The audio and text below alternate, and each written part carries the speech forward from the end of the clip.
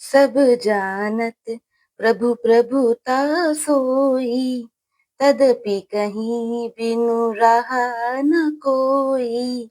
तहाँ वेद अस कारण राखा, भजन प्रभाव भांति बहुभाषा। यद्यपि प्रभु श्री रामचंद्र जी की प्रभुता को सब ऐसे ही अकथनीय ही जानते हैं, तथापि कहे बिना कोई नहीं रहा। इसमें वेद ने ऐसा कारण बताया है कि भजन का प्रभाव बहुत तरह से कहा गया है, अर्थात भगवान की महिमा का पूरा वर्णन तो कोई नहीं कर सकता, परंतु जिससे जितना बन पड़े उतना भगवान का गुणगान करना चाहिए, क्योंकि भगवान के गुणगान रूपी भजन का प्रभाव बहुत ही अनोखा है। उसका नाना प्रकार से शास्त्रों में वर्णन है। थोड़ा सा भी भगवान का भजन मनुष्य को सहज ही भवसागर से तार देता है। एक अनीह अरूप अनामा, अज सच्चिदानंद परधामा।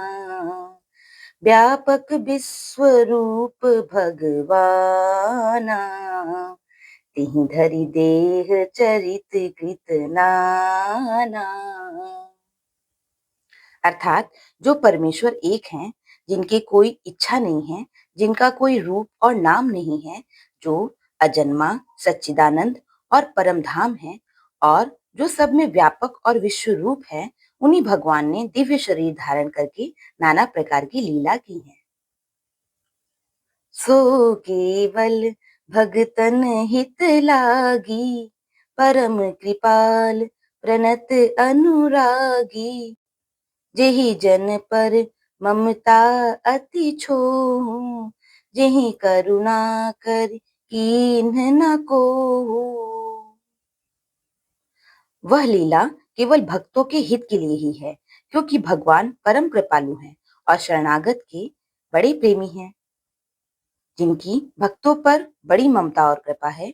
जिन्होंने एक बार जिस पर कृपा कर दी, उस पर फिर कभी क्रोध नहीं आया। गई बहुर गरीब निवाजू, सरल सबल साहिब रघुराजू। बुध बर नहीं हरि जस अस जानी, करहि पुनीत सुफल निज बानी। अर्थात वे प्रभु श्री रघुनाथ जी गई हुई वस्तुओं को फिर प्राप्त करने वाले, गरीब निवाज अर्थात दीन बंधु, सरल स्वभाव, सर्वशक्तिमान और सबके स्वामी हैं।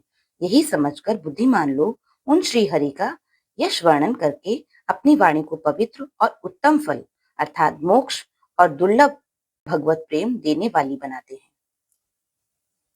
तेहि बल में रघुपति गुण गाथा, कहीं हहु नाई राम पद माथा।